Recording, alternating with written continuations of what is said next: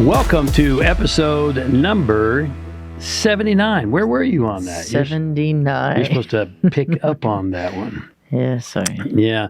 Let's talk about turning base metal into gold. Would you like to be able to turn some base metal into gold? I like gold. I know you do. So yes. I think it's a woman's best friend.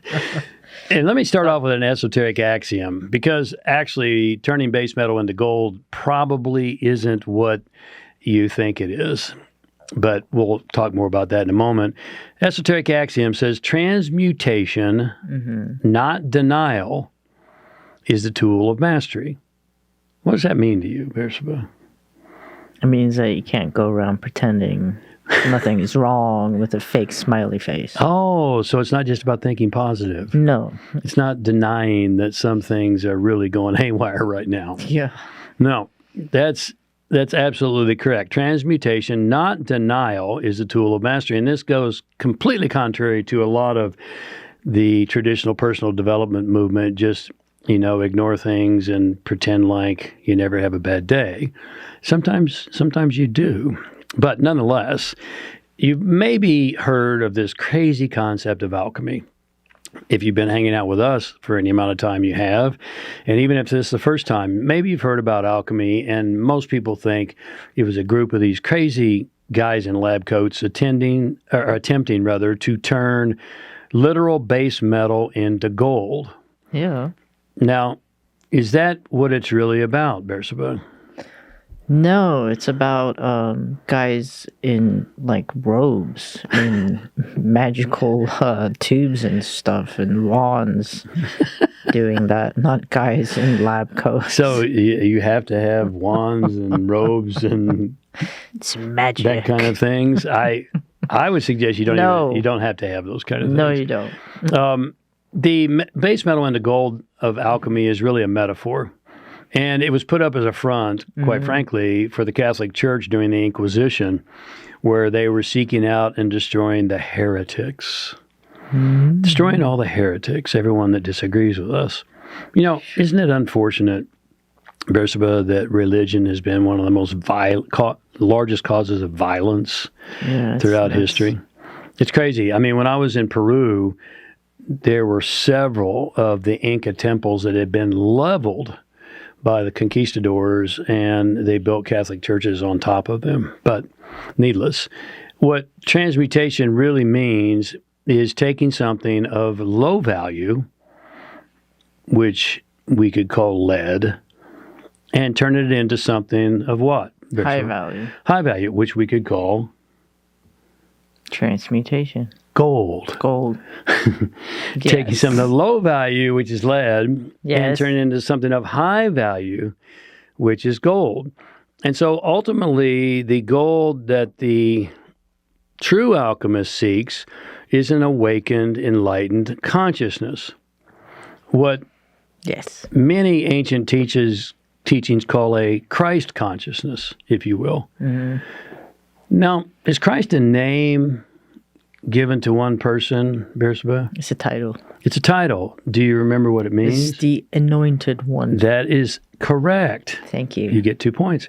It's the chosen one or the anointed one, or in more common terms, it's becoming an ideal human being. To become an ideal human being. So the ultimate objective of alchemy is to become an ideal human being. That's a pretty good objective, isn't it? Yes, we need that. We need that desperately. Actually, it's to become more than human. What's that mean, Beersheba? How do you become more than human? It's above and beyond. Well, let's get to human first. Yeah, well, is it a fact that you have to work to just be human? Yes. I think every single one of us has to work at being at acting as a human being. It's a potential we have. Let's put it that way. I think you're correct. I mean, there's a lot of people that are subhuman. They're really acting on an animalistic level. And so consequently, it is the objective to get to human first, and then you become superhuman. Now, superhuman is not dodging bullets and jumping tall buildings. No. That's not what it means. What's the prefix super mean? It's above. That's right. It's above and beyond. It's to transcend or become a higher order of humanity. Let's face it. Look around you, and you'll quickly realize, just like Bersaba, you stated a moment ago, that a large portion of so-called humanity is operating at an animalistic level. Yes. What's driving most people in today's society, Bersaba? Are you saying like their senses? Is that what you mean? Well, that's an money. Yes. Their senses is a good is a good answer, driven by their senses. But what are they going after with those senses? You said money. That's one of them. Money, materialism, food, pleasure. Dopamine hit, dopamine hit, dopamine hit, dopamine hit. That's not even human. It's really not. If you look at an animal, what is an animal driven by? It's driven by food, sex, power, not money necessarily. Not money, sorry. But look at a wolf. Food, sex, power. If it knew, it would. If it knew, it probably would be. Becoming human means having high morals, means having principles and virtues, to literally transmute, this is alchemy, to transmute the lower animal drives, which is lead, into higher drives of meaning and purpose, which is gold. Little late. Sorry. Yeah. For as much as you like it, you're a little slow on that one. From that place, the journey continues step by step, stage by stage, to superhuman. So you move from subhuman to human to superhuman, but it's really important to understand that you must become fully human first. If you're really driven by your senses, if you're only driven by money, food, sex, power, you're not truly human, because there's so much more to life than that. Yeah. There's so much more than sensual pleasures and power. And this journey is the true objective of all alchemy. And it's what the alchemists call the great work. What's the great work, Bersaba?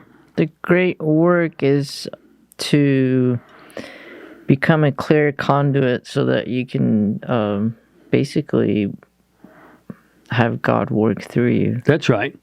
It's to bring God into the world of form through you, to be a good representation of God in this physical world. And this is the journey that metaphorically turns lead into gold. So there are three simple reasons that you're here.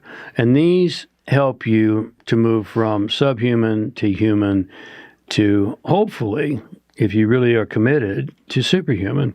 Three fundamental reasons we're all here. Do you know what those are, Bersaba? You must grow up, clean up.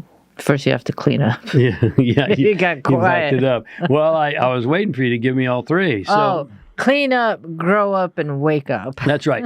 And why must they happen in that order? Clean up, grow up, wake up. Well, because first we have to do a lot of cleanup work. A lot of us just walk around doing things thinking, oh, well, this is who I am. Well, no, it's your, acting out the behaviors you've learned from wherever you grew up, whatever your environment was that you grew up in. Right. They've been given to you as unsolicited gifts from your parents and your grandparents and your environment. And we think that we own these things, but really they're not even ours. Right. And so we have to clean up, grow up, wake up, and they have to happen in that order. Clean up, and then as you clean up, you begin to literally grow up, and then hopefully you will wake up.